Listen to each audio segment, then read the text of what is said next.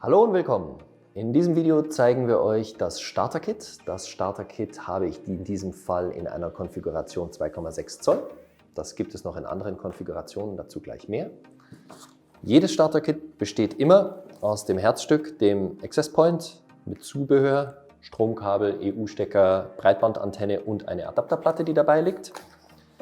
Ein Patchkabel ist beim Starter-Kit mit dabei, für den Fall, dass eine benötigt würde. Und dann natürlich den Etiketten in der jeweiligen Ausführung. In diesem Fall haben wir das Vusion 2,6 Zoll.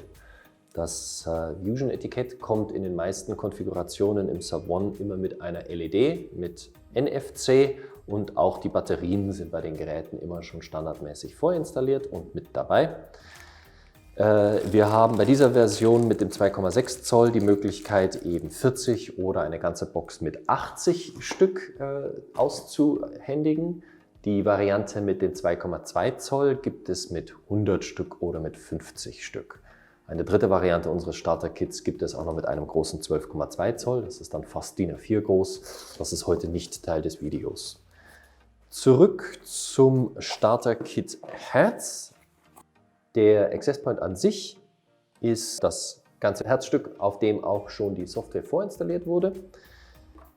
Dazu haben wir eine Adapterplatte, die kann gesteckt, geschraubt, geklebt werden.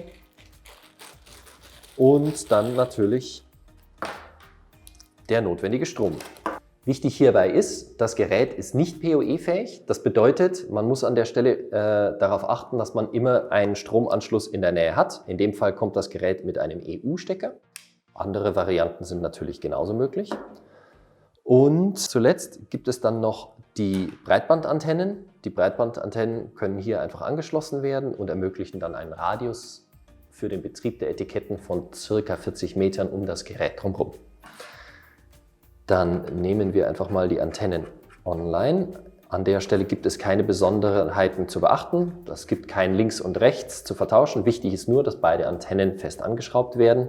Auch die Ausrichtung der Antennen spielt dabei eigentlich nur eine nebensächliche Rolle. Dann wollen wir heute das System über HDMI betreiben. Dazu ist tatsächlich bei den Geräten standardmäßig schon HDMI-Anschluss sowie USB-Anschlüsse, Stromanschluss und auch der Ethernet standardmäßig mit dabei. Für den Betrieb mit HDMI gibt es ansonsten eigentlich nichts weiter zu beachten. Sie nehmen nur das Gerät mit einem HDMI-fähigen Bildschirm online und stecken danach den Strom auch an das Gerät an. Und während das Gerät bootet, hole ich mir schon mal Maus und Tastatur. In dem Fall haben wir das Ganze einfach hier mit Kabel gebunden über USB. Das ist die stabilste Variante. Und die Variante, dass Sie das Ganze über HDMI betreiben, ist definitiv als Standalone eine gute Variante, um damit arbeiten zu können, ist aber von uns nicht die empfohlene Variation. Tatsächlich ist das mitgelieferte Patchkabel durchaus die beste Variante für Sie, denn der Betrieb des Gerätes ist ein wenig gehindert, dadurch, dass Sie es mit HDMI betreiben, dadurch, dass das Gerät einfach noch weitere Prozesse am Laufen hat.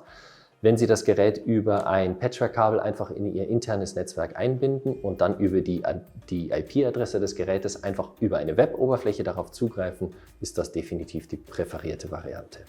Nach der Eingabe der Einwahldaten an dem System kommt man dann eben auch auf das sogenannte Dashboard. In dieser Oberfläche hat man dann die Möglichkeit, eben verschiedene Einstellungen am System vorzunehmen. Man kann hier zum Beispiel andere Benutzerkonten anlegen oder ähnliches. Und man hat hier eben auch die Wahl, dann die Etiketten einzubinden, auszubinden, zu verändern oder ähnlich zu manipulieren. Und wie das Ganze dann funktioniert, das erklären wir dann in einem weiteren Video.